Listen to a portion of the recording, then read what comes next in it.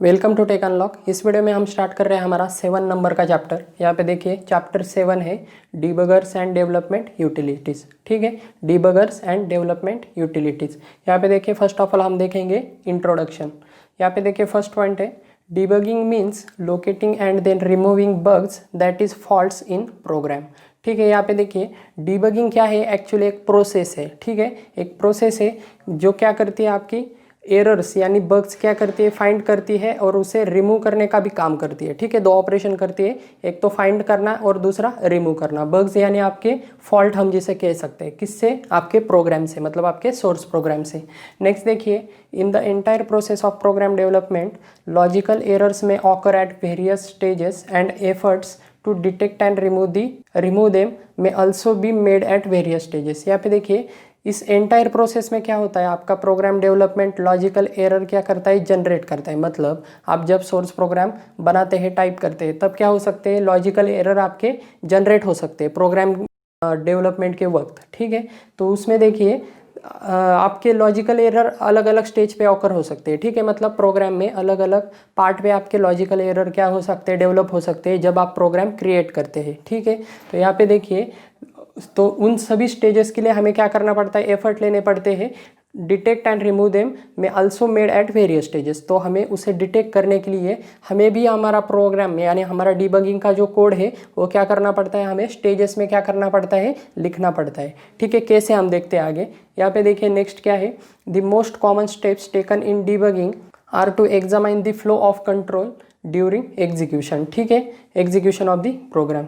Most common step क्या होती है, हमें जो उठानी पड़ती है डिबगिंग में, क्या होता है, आपको पहले क्या करना पड़ता है, एग्जामाइन करना पड़ता है। ठीक है, एग्जामिनेशन करना पड़ता है, मतलब एग्जामाइन करना पड़ता है आपको flow of control during execution of program. ठीक है, प्रोग्राम के एग्जीक्यूशन के वक्त आपके प्रोग्राम का फ्लो कैसे हो रहा है वो पहले हमें एग्जामाइन करना पड़ता है।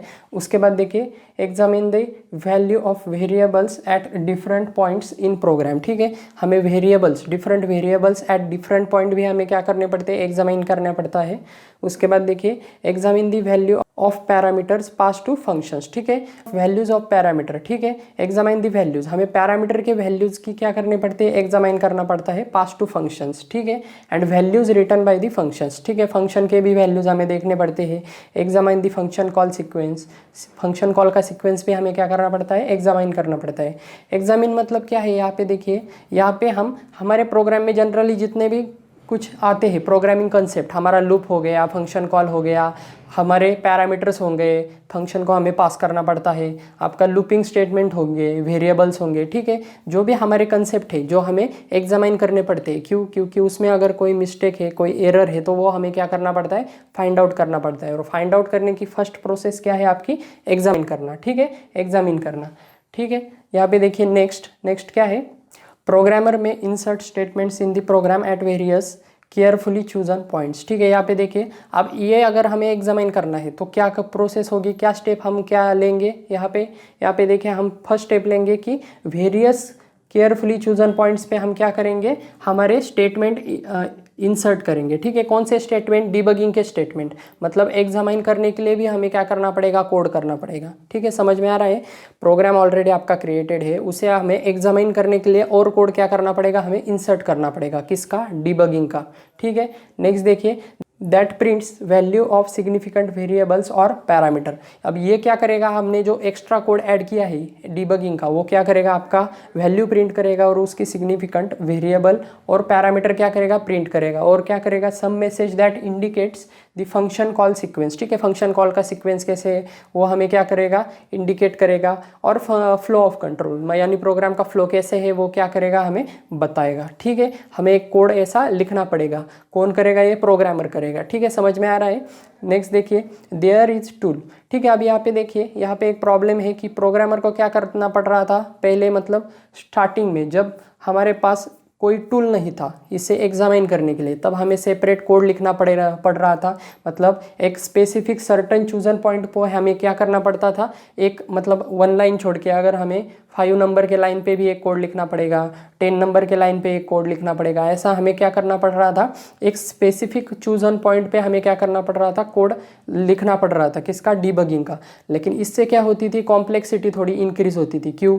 क्योंकि आपका जो ओरिजिनल प्रोग्राम है उसमें हम क्या करते थे, डीबगिंग का कोड ऐड करते थे, और इससे आपका जो फाइनल प्रोग्राम है हम वो, इसमें अगर एरर नहीं है आपके फाइनल प्रोग्राम में, तो हमें फिर से वो किस में कन्वर्ट करना पड़ रहा था, आपके सोर्स प्रोग्राम में, मतलब आपके ओरिजिनल फॉर्म में हमें फिर से उसे कन्वर्ट करना पड़ता था उस वक्त। तब क्या होता था, अगर आपका प्रोग्राम छोटा है तब ये चल जाती थी प्रोसेस, लेकिन अगर आपका प्रोग्राम बड़ा है तब आपका जो ओरिजिनल प्रोग्राम है उसे फिर से बनाने के लिए क्या होता था, ज़्यादा टाइम लगता था और वो कॉम्प्लेक्स हो जाता था। ठीक है, समझ में आ रहा है? बड़ा प्रोग्राम होने की वजह से उसमें डीबगिंग के हमें कोड लगते थे, तो वो फिर से बड़ा हो जाता था और उसे फिर से हमें ओरिजिनल फॉर्म में कन्वर्ट करना पड़ रहा था। क्यों? क्योंकि हमें एग्जीक्यूट भी करना है। ठीक है, समझ में आ रहा है? इस वजह से ये कॉम्प्लेक्स प्रोसेस हो जाती थी। तब डेवलपर में, या आप कह सकते हैं साइंटिस्ट ने क्या डेवलप किया, आपका डीबगर का टूल डेवलप किया। यहाँ पे देखिए, there is a tool called debugger that helps in debugging program. ठीक है, यहाँ पे देखिए डीबगर क्या है, एक टूल है which that helps in debugging program. Program debug करता है, ठीक है, मतलब उसे एग्जामिन करता है, और by giving the programmer some control over the execution. ठीक है, प्रोग्रामर को क्या देता है, सम कंट्रोल देता है, मतलब कंट्रोल देता है over the execution of program, मतलब कुछ कंट्रोल देता है। अब ये वो कौन से कंट्रोल है वो हम आगे देखेंगे। फिलहाल यहाँ पे देखिए, and some means of examining and modifying different program variables during run time. यहाँ पे देखिए डीबगिंग क्या है, प्रोसेस है। किसकी प्रोसेस है? आपका प्रोग्राम एग्जामाइन करना और उसके बग्स एंड एरर्स क्या करना, रिमूव करना। ये क्या है, डीबगिंग प्रोसेस है। जो कौन प्रोसेस करता है, मतलब जो कौन आपका कैरी आउट करता है, आपका डीबगर क्या करता है, वो परफॉर्म करता है। समझ में आ रहा है? डीबगिंग प्रोसेस है जो परफॉर्म करता है आपका डीबगर। और अब हम जो भी लैंग्वेज अब हम इस वक्त हम जो भी यूज़ करते हैं उसमें सब में क्या होता है, आपका इनबिल्ट आपका डीबगर होता है। आपके कंपाइलर में या असेंबलर में जो भी है, आपका डीबगर ऑलरेडी प्रेजेंट होता है। इस वजह से सभी ऑपरेशन आपके कौन करता है, एरर्स फाइंड आउट करना, प्रोग्राम एग्जामाइन करना, ठीक है, और डिस्प्ले करना, सभी कौन करता है, आपका डीबगर करता है। ठीक है, इस वक्त। और नेक्स्ट देखिए, debugger provides various facilities that aids in testing and developing of program. Testing and debugging of program, यहाँ पे देखिए डिबगर प्रोवाइड करता है आपको फैसिलिटी, किसकी, टेस्टिंग करना। क्योंकि प्रोग्राम अगर बनाया हमने तो उसे टेस्ट भी करना पड़ता है, मतलब प्रॉपरली रन हो रहा है कि नहीं, कुछ एरर है, कुछ नहीं है। ठीक है, वो टेस्टिंग करने का काम, और उसे डिबग करने का काम, मतलब लाइन बाय लाइन एग्जामाइन करने का काम। एरर्स होंगे तो उसे रिमूव करने का, फाइंड आउट करने का काम कौन करेगा, आपका डीबगर करेगा। ठीक है, समझ रहे हैं? डीबगर क्या करता है, आपका testing and debugging of program. ठीक है, और ये क्या है, एक टूल है। टूल मतलब क्या है, एक सॉफ्टवेयर पैकेज आप इसे कह सकते हैं, या सिंपली आप सिस्टम सॉफ्टवेयर कह सकते हैं इसे। ठीक है, डिबगर क्या है, एक सॉफ्टवेयर है, सिस्टम सॉफ्टवेयर है।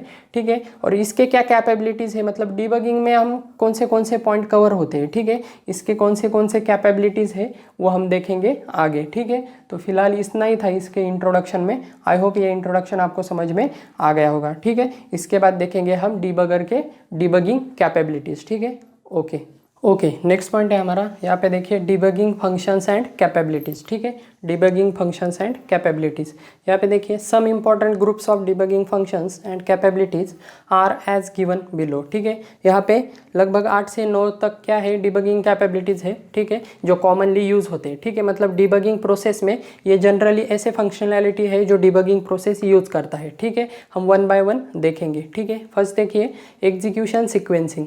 यहाँ पे देखिए these categories of functions are based on the observation and control flow of program execution. यहाँ पे देखिए एग्जीक्यूशन सीक्वेंसिंग इस कैटेगरी में क्या बिलोंग करता है, तो यहाँ पे देखिए फंक्शंस आपके क्या हो रहे हैं, observation and flow of control execution के बेस पे क्या हो रहे हैं, यहाँ पे कैटेगराइज हो रहे हैं। फॉर एग्जांपल यहाँ पे देखिए अ प्रोग्रामर, मतलब यहाँ पे क्या हो रहा है, एग्जीक्यूशन सीक्वेंसिंग मतलब यहाँ पे प्रोग्राम एग्जीक्यूशन क्या किया जाता है, कंट्रोल किया जाता है। ठीक है, ऑब्जर्वेशन के बेस पे एंड आपके फंक्शन के बेस पे। ठीक है, यहाँ पे देखिए फर्स्ट एग्जाम्पल है आपका, the programmer may define break points. ठीक है, programmer may define break points that suspend the execution of program when it reaches to specific points. ठीक है, यहाँ पे देखिए आपका प्रोग्रामर क्या कर सकता है, ब्रेक पॉइंट आपके ऐड कर सकता है। ठीक है, अगर एग्जांपल देना चाहूँ तो नेटबिन्स हो गया या इक्लिप्स हो गया, ये क्या है, आपके प्रोग्रामिंग इन्वायरमेंट को रन करने के सॉफ्टवेयर है, ठीक है। मतलब आपको अगर सी प्रोग्राम रन करना है, जावा प्रोग्राम रन करना है, तो हम क्या करते हैं, इन सॉफ्टवेयर का यूज़ करते हैं, जिनमें हम क्या करते हैं, डायरेक्टली कोड इंप्लीमेंट कर सकते हैं। और उनमें हम क्या कर सकते हैं, ये डीबगिंग, ये ब्रेक पॉइंट की जो हम फंक्शनलिटी यहाँ पे डिस्कस कर रहे हैं, वो हम वहाँ पे क्या कर सकते हैं, यूज़ कर सकते हैं, ठीक है। सपोज हमने इक्लिप्स में एक प्रोग्राम क्रिएट किया है, आपका सी का प्रोग्राम हो गया या जावा का प्रोग्राम हो गया, तो वहाँ पे हम स्टार करके या सर्कल करके ब्रेक पॉइंट्स क्या कर सकते हैं, हम ऐड कर सकते हैं। और इन ब्रेक पॉइंट की मदद से उस लाइन के लिए क्या हो जाएगा, ब्रेक पॉइंट ऐड किया, इसका मतलब क्या है, उस लाइन का एग्जीक्यूशन क्या होगा, जनरली रिमूव होगा। फॉर एग्जाम्पल, अगर आपके पूरे प्रोग्राम में कोई एरर नहीं है और सिर्फ एक ही लाइन को अगर आपको एरर आ रहा है, तो हम क्या करते हैं, ब्रेक पॉइंट्स ऐड करते हैं, जिस वजह से उस लाइन का सिर्फ एरर क्या हो जाता है, रिमूव हो जाता है, जिसकी मदद से आपका प्रोग्राम कितना % एग्जीक्यूट हुआ है ये हमें समझ में आता है, ठीक है। और हमारा फ्लो कहाँ पे गलत हो रहा है ये भी हमें एनालाइज करने में आसानी होती है, ठीक है। जनरली हमारा प्रोग्राम अगर स्मॉल हो तो ये एनालाइज कर सकते हैं हम डायरेक्टली देखें, लेकिन अगर बहुत बड़ा होगा हमारा प्रोग्राम, तब ये फंक्शनैलिटी क्या होती है, ब्रेक पॉइंट्स के हम यूज़ करते हैं, ठीक है। जिसकी मदद से आप सस्पेंड भी कर सकते हैं, मतलब डायरेक्टली आप क्या कर सकते हैं, ब्रेक पॉइंट अगर सेट किया तो वहाँ तक ही आपका प्रोग्राम क्या होगा, एग्जीक्यूट होगा। मतलब आपका एग्जीक्यूशन उस प्रोग्राम उस ब्रेक पॉइंट तक कैसे हो रहा है ये आप एनालाइज कर सकते हैं इस मेथड के जरिए। और यहाँ पे देखिए, it reaches to specific point, ठीक है। मैंने आपको अभी बताया सस्पेंड हो सकता है, या आप सिंपली एक लाइन को भी क्या कर सकते हैं, सस्पेंड कर सकते हैं, ठीक है। समझ में आ रहा है, ओके, आई थिंक आपको समझ में आ गया होगा। और ये ब्रेक पॉइंट आप डायरेक्टली माउस कर्सर से या सेट कर सकते हैं, ठीक है। अलग अलग एप्लीकेशन में अलग अलग तरह से आप क्या कर सकते हैं, ब्रेक पॉइंट सेट कर सकते हैं, ठीक है। Use to analyse progress and detect errors till that point, ठीक है। एनालाइज करता है प्रोग्रेस आपके प्रोग्राम की, ठीक है, जो हमें यानी प्रोग्रामर को एनालाइज करने में हेल्प करता है, एरर डिटेक्ट करने में टिल दैट पॉइंट, ठीक है, उस पॉइंट तक, ठीक है। ओके, नेक्स्ट देखिए सेकंड क्या है, बी। सेकंड एग्जाम्पल है, the programmer may define conditional expression, ठीक है। यहाँ पे प्रोग्रामर क्या कर सकता है, कंडीशनल एक्सप्रेशन लिख सकता है। For example, less than, greater than, कोई भी कंडीशन आपकी हो, कंडीशनल एक्सप्रेशन दे सकता है। This expression are evaluated continuously and when its value become true program execution is suspended, ठीक है। आपका प्रोग्रामर कुछ ऐसे कंडीशन एक्सप्रेशन दे सकता है जिसकी मदद से अगर वो आपके प्रोग्राम में कंटिन्यूसली क्या होंगे, वो स्कैन होंगे, ठीक है, कंटिन्यूसली इवैल्यूएट होंगे, और जब वो एक्सप्रेशन ट्रू होगा तब आपका प्रोग्राम डायरेक्टली क्या हो जाएगा, सस्पेंड हो जाएगा, ठीक है। समझ में आ रहा है, आप कंडीशनल एक्सप्रेशन दे सकते हैं या ब्रेक पॉइंट के जरिए आपका प्रोसेस, आपके ऑब्जर्वेशन के जरिए आपका कंट्रोल फ्लो प्रोग्राम क्या कर सकते हैं, आप आपका प्रोग्राम का कंट्रोल एग्जीक्यूशन क्या कर सकते हैं, कंट्रोल कर सकते हैं, ठीक है। नेक्स्ट देखिए सेकंड क्या है, डिबगिंग की सेकंड फंक्शनलिटी या कैपेबिलिटीज़ क्या है, यहाँ पे देखिए, ट्रेसिंग एंड ट्रेस बैक, ठीक है। Tracing can be use to track the flow of control program execution and the content of variables at different point of time, ठीक है। ट्रेसिंग मतलब क्या है, ट्रैक करना, ठीक है। फ्लो का control of execution, flow of program execution and the content of variables at different point, ठीक है। हमें ट्रैक करने में मदद होती है किसकी, ट्रेसिंग की, ठीक है। हमारे प्रोग्राम में कौन से वेरिएबल्स है, कंटेंट ऑफ वेरिएबल के लिए eight different point of time, ठीक है, अलग अलग टाइम पे, ठीक है। डिफरेंट पॉइंट ऑफ टाइम मतलब अलग अलग कोड पे, अलग अलग लाइन पे कैसे कैसे वेरिएबल हमारे परफॉर्म करते हैं, ये हमें अगर ट्रैक करना है तो हम क्या करते हैं, ट्रेसिंग इस मेथड का यूज़ करते हैं। Trace can be done at different levels such as function, loops and individual instructions और एक्सप्रेशन, ठीक है। आप अलग अलग डिफरेंट लेवल पे इसे क्या कर सकते हैं, वर्क कर सकते हैं, ठीक है। इसका अगर रियल टाइम एग्जांपल अगर देना हो ट्रेसिंग का, तो आपको टर्बो सी पता है, टर्बो सी एप्लीकेशन हम किस लिए यूज़ करते हैं, सी प्रोग्राम रन करने के लिए, ठीक है। उसमें एक फंक्शनलिटी होती है ट्रेसिंग की, ठीक है। F7 या F8 कौन सी तभी की है उन दोनों में से, मतलब समथिंग की है आपकी, जिससे हम क्या करते हैं, प्रोग्राम आपका कैसे एग्जीक्यूट हो रहा है लाइन बाय लाइन, हम क्या करते हैं, ट्रैक करते हैं, ठीक है। हम सेटिंग से सेट करते हैं और बाद में सिर्फ F8 प्रेस करते रहते हैं, तो आपका क्या होता है, प्रोग्राम 1 2 3 ऐसा लाइन बाय लाइन क्या होता है, एग्जीक्यूट होता है। और वो लाइन क्या होती है, हाईलाइट होती है। सपोज इसमें इंस्ट्रक्शन है आपका प्रिंट, तो ये क्या होगी, यहाँ पे ये लाइन हाईलाइट होगी, फिर से हमने F8 दबा दिया तो आपका डिस्प्ले होगा यहाँ पे प्रिंट, जो भी ये इंस्ट्रक्शन एग्जीक्यूट करेगी इसका एग्जीक्यूशन आपको स्क्रीन पे दिखेगा, ठीक है। ये कैसे होगा, लाइन बाय लाइन होगा, ठीक है। नेक्स्ट टाइम हमने फिर से अगर की दबाई F8 की या जो भी है, तो हमारा कौन सी लाइन आपकी हाईलाइट होगी, आपकी सेकंड लाइन। इसमें सपोज स्कैनएफ है तो क्या होगा, फिर से आपका कंसोल ओपन होगा और वो आपका जब तक आप इनपुट नहीं देते कीबोर्ड से तब तक वो कंसोल क्या नहीं होगा, आगे नहीं बढ़ेगा। ठीक है, इनपुट देने के बाद एंटर दबाने के बाद फिर से हमने F8 दबाने के बाद फिर से आपकी थर्ड लाइन क्या हो जाएगी, यहाँ पे हाईलाइट हो जाएगी और बाकी के रिमूव हो जाएंगे ऑटोमेटिकली। ठीक है, समझ में आ रहा है। एट ए टाइम एक एक लाइन क्या हो जाएगी, हाईलाइट होगी और उसका आउटपुट आपको क्या होगा, रिस्पेक्टेड आउटपुट आपको रियल टाइम आउटपुट क्या होगा, आपको वहाँ पे शो होगा। ये कौन सी मेथड में आता है, आपके ट्रेसिंग में आता है। ठीक है, और ट्रेस बैक भी होता है एक। ट्रेस बैक क्या होता है, आप यहाँ पे देखिए, उससे पहले यहाँ पे देखिए conditional expression can also be used for tracing. ठीक है, कंडीशनल एक्सप्रेशन भी हम ट्रेसिंग के लिए यूज कर सकते हैं। और नेक्स्ट देखिए, trace back specifies the path from start to current statement. ठीक है, ट्रेस बैक क्या करता है, आपका पाथ फाइंड आउट करता है, मतलब स्पेसिफाई करता है आपका start to the current position, मतलब स्टार्टिंग से लेके आपने कहाँ तक आपने एग्जीक्यूट किया है। ट्रेस बैक क्या करता है, वो आपका स्पेसिफाई कर सकता है। ठीक है, दो कंसेप्ट है, आपको मालूम होने चाहिए। ठीक है, फॉर एग्जाम्पल देखिए, उन्होंने एक एग्जाम्पल दिया है, statements are represented using statement number. ठीक है, हम यहाँ पे न्यूमेरिकली नंबर वाइज आप क्या करते हैं, यहाँ पे ट्रेस करते हैं। ठीक है, कौन सा स्टेटमेंट कहाँ पे एग्जीक्यूट हो रहा है, स्टेटमेंट 1, स्टेटमेंट 2, स्टेटमेंट 3, ऐसा हम क्या कर सकते हैं, स्टेटमेंट को रिप्रेजेंट कर सकते हैं। किससे, नंबर से। ठीक है, जिससे आपको क्या होगा, ट्रेस करने में यानी ट्रैक करने में आपको क्या होगी, यहाँ पे आसानी होगी। ठीक है, ओके। नेक्स्ट देखिए, थर्ड कैपेबिलिटीज़ है आपकी प्रोग्राम डिस्प्ले कैपेबिलिटीज़। ठीक है, थर्ड है आपकी program display capabilities. Debugging system should have good program display capabilities. ठीक है, डिबगिंग सिस्टम में आपको क्या चाहिए, अच्छा प्रोग्राम डिस्प्ले कैपेबिलिटीज चाहिए। ठीक है, जिसमें क्या क्या हो सकता है, the program with statement number should be display. ठीक है, स्टेटमेंट नंबर वाइज डिस्प्ले होना चाहिए ड्यूरिंग डिबग प्रोसेस, डिबगिंग के दौरान।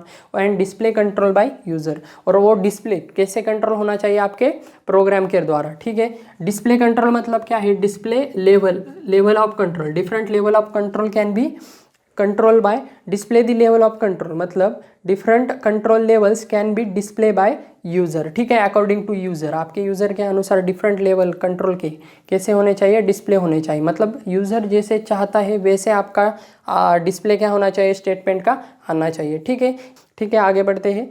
The user must also be able to modify and incrementally recompile। ठीक है, यूज़र को क्या होना चाहिए, एक्सेस होना चाहिए प्रोग्राम मॉडिफाई करने के लिए, मतलब आपके डिस्प्ले मॉडिफाई करने के लिए, सॉरी, एंड इंक्रीमेंटली रिकम्पाइल। ठीक है, और उसे रिकम्पाइल करने के लिए द प्रोग्राम ड्यूरिंग डिबगिंग के दौरान। ठीक है, डिबगिंग सेशंस। ठीक है, डिबगिंग सेशन के दौरान। And debugging specification like break point definition, display mode should be save. ठीक है, सेव भी होना चाहिए, मतलब जो भी आपके प्रोसेस हो रही है डिबगिंग के, तो उसमें ऑप्शन भी होने चाहिए सेव के।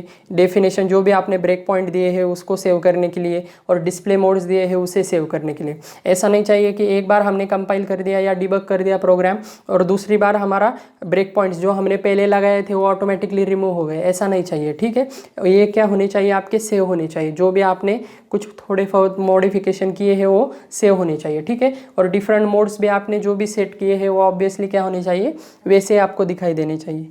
नेक्स्ट देखिए, यहाँ पे फोर्थ है आपका मल्टीलिंगुअल सॉल्यूशन। ठीक है, मल्टीलिंगुअल सॉल्यूशन में क्या है, यहाँ पे देखिए, debugging system should also consider the language in which the program being debug is return. ठीक है, यहाँ पे देखिए, डिबगिंग सिस्टम, आपका जो भी डिबगिंग करने का जो भी आपका सिस्टम है वो कौन सी लैंग्वेज में रिटर्न होना चाहिए, जिस लैंग्वेज में आपका सोर्स प्रोग्राम है। मतलब आप जो भी आपके डिबगिंग सिस्टम यूज कर रहे हैं वो कौन सी लैंग्वेज में होना चाहिए, आपके सोर्स प्रोग्राम के लैंग्वेज में ही होना चाहिए। मतलब फॉर एग्जाम्पल, हम अगर जावा का प्रोग्राम अगर लिख रहे हैं सोर्स प्रोग्राम, तो उसका डिबगर जो भी होगा, जो उसमें errors, bugs and errors find out करेगा, रिमूव करेगा, वो किस लैंग्वेज में होना चाहिए, वो भी फिर जावा ही लैंग्वेज में होना चाहिए। ठीक है, सी प्रोग्राम अगर हम रन कर रहे हैं तो उसे डिबग करने का काम भी किस लैंग्वेज में होना चाहिए, आपके सी लैंग्वेज में होना चाहिए। ठीक है, मतलब डिबगर आपका सिस्टम, डिबगिंग सिस्टम आपकी कैसे बनी होनी चाहिए, उस लैंग्वेज में ही बनी होनी चाहिए। ठीक है, नेक्स्ट देखिए, there must be a single debugging tool that is application to multilingual solution. ठीक है,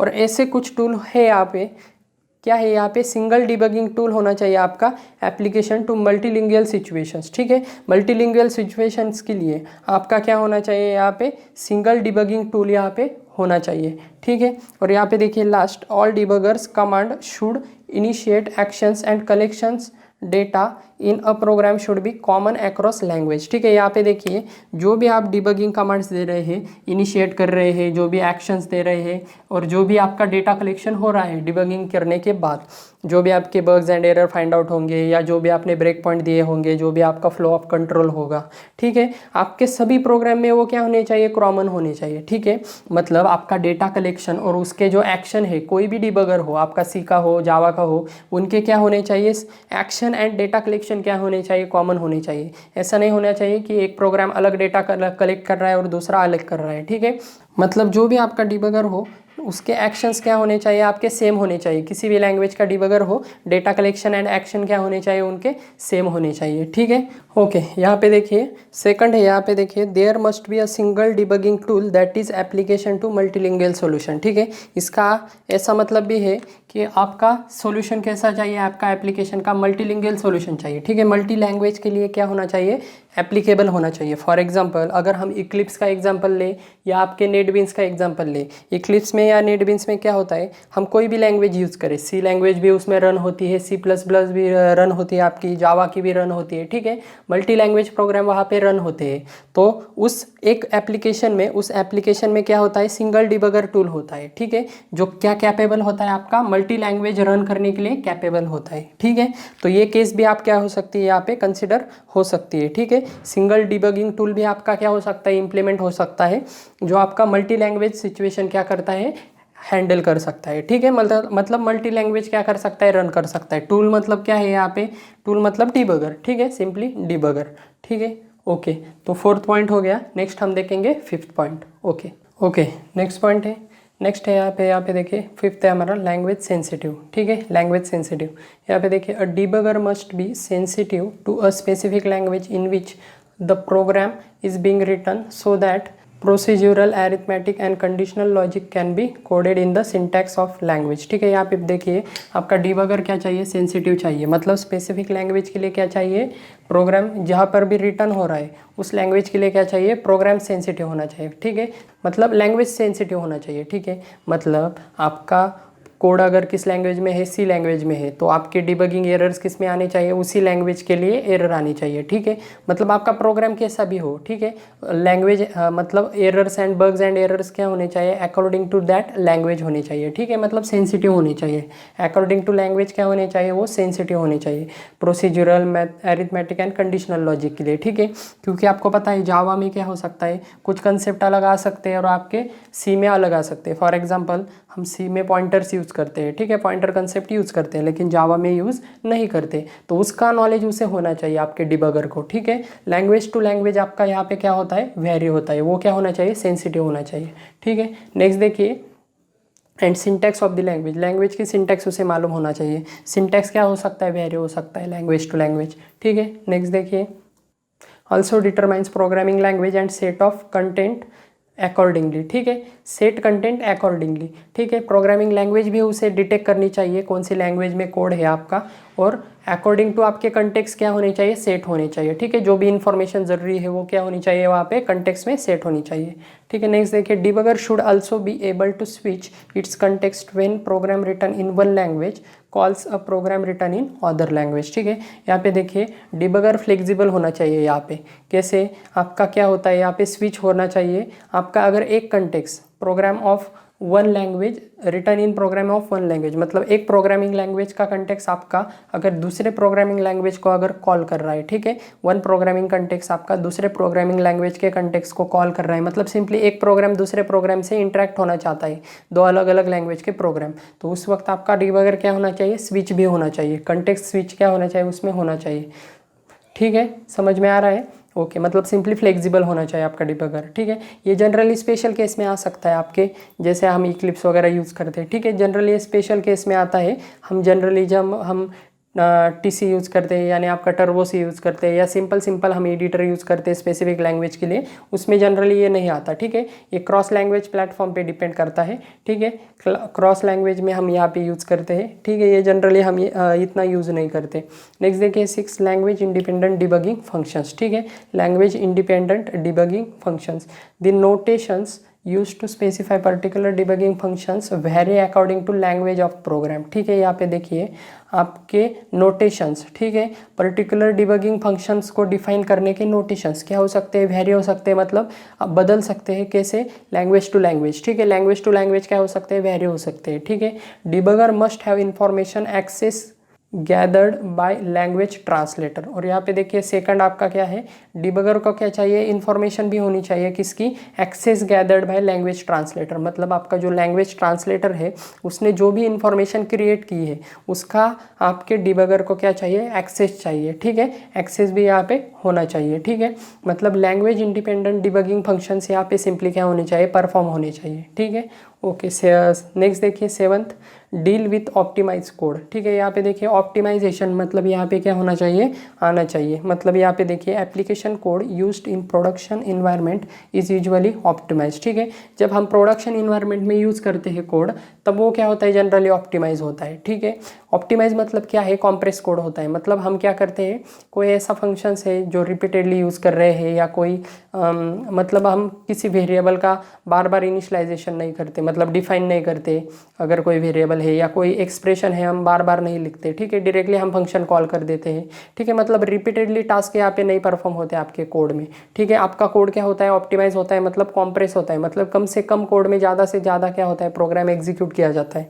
but the requirement for handling optimize code may create problems for the debugger. ठीक है, अब यहाँ पे देखिए अगर कोड आपका कॉम्प्रेस किया, ऑप्टिमाइज किया, तो यहाँ पे डिबगर को क्या हो सकता है, प्रॉब्लम हो सकता है उसे अंडरस्टैंड करने के लिए। कैसे, यहाँ पे देखिए ऑप्टिमाइजेशन इन्वॉल्व्स, क्योंकि ऑप्टिमाइजेशन में क्या क्या इन्वॉल्व होता है आपका, रीअरेंजमेंट ऑफ सेगमेंट्स। ठीक है, सेगमेंट ऑफ कोड, अलग अलग कोड के सेगमेंट रीअरेंजमेंट हो सकती है। ठीक है, in the program such as invariant expression. ठीक है, ऐसे एक्सप्रेशन जो बार बार यूज़ करने की ज़रूरत नहीं है। ठीक है, तो वो क्या हो जाएंगे, यहाँ पे रिमूव हो जाएंगे फ्रॉम लूप्स। ठीक है, लूप्स के मतलब लूप से क्या हो जाते हैं, यहाँ पे रिमूव हो जाते हैं। या redundant expression are eliminated. Redundant मतलब क्या है, जो बार बार एक्सप्रेशन आपको लग रहे हैं, तो वो बार बार एक्सप्रेशन जो लग रहे हैं उनको आपका डिबगर क्या करेगा, सिंपली क्या करेगा, ऑप्टिमाइज कर देगा। मतलब एक बार ही उसकी कॉपी क्रिएट करेगा या एक बार ही उसे क्या करेगा, सेव करेगा, और बार बार उसे क्या करेगा, फिर डायरेक्टली यूज़ करेगा। मतलब आपका कोड क्या कर देगा, कॉम्प्रेस कर देगा इन शॉर्ट। ठीक है, ऑप्टिमाइज मतलब कॉम्प्रेस कर देगा। नेक्स्ट देखिए, नेक्स्ट है आपका 8 क्या है, कोऑपरेशन फ्रॉम ऑप्टिमाइजेशन कंपाइलर। ठीक है, ऑप्टिमाइजिंग कंपाइलर। अब यहाँ पे देखिए कोऑपरेशन लगता है आपका किसके साथ, ऑप्टिमाइजिंग कंपाइलर के साथ। अब ऑप्टिमाइजिंग कंपाइलर मतलब क्या है, यहाँ पे देखिए the compiler must retain information about any transformation. ठीक है, यहाँ पे देखिए कंपाइलर ने आपकी क्या करनी चाहिए, और इंफॉर्मेशन रिटेन करनी चाहिए। ठीक है, about any transformation that it performs during optimization. ठीक है, कंपाइलर में क्या होनी चाहिए, ट्रांसफॉर्मेशन जो भी हो रहा है उसकी सारी इन्फॉर्मेशन उसने रिटेन करनी चाहिए, उसमें होनी चाहिए। ठीक है, और बाद में देखिए such information must be made available by optimizing compiler. ठीक है, और ये इन्फॉर्मेशन कैसे अवेलेबल होनी चाहिए आपके कंपाइलर ऑप्टिमाइज करके, to both the debugger and programmer. ठीक है, अवेलेबल होनी चाहिए। ठीक है, इन्फॉर्मेशन मस्ट बी अवेलेबल, किसको अवेलेबल होनी चाहिए, आपके प्रोग्रामर को और डिबगर को, किस लिए, बाद में यूज़ करने के लिए। ठीक है, समझ में आ रहा है। मतलब कंपाइलर आपका जो भी ऑप्टिमाइजेशन कर रहा है वो इन्फॉर्मेशन, मतलब किस प्रकार का ऑप्टिमाइजेशन किया है, कौन सा कोड आपका रिडंडेंट लग रहा था जो हमने ऑप्टिमाइज किया है, उसकी इन्फॉर्मेशन उसे किसे प्रोवाइड करनी चाहिए, डिबगर को, यानी या एंड आपके प्रोग्रामर को क्या करनी चाहिए, उसे प्रोवाइड करनी चाहिए। क्यों, क्योंकि आपका डिबगर क्या करेगा, उस इन्फॉर्मेशन की मदद से बाद में प्रोग्राम एग्जीक्यूट करेगा। ठीक है, तो यही 8 फंक्शनैलिटीज़ है। ठीक है, डिबगिंग के। आई होप आपको समझ में आ गया होगा। ठीक है, तो फिलहाल इस वीडियो में इतना ही था। Thank you.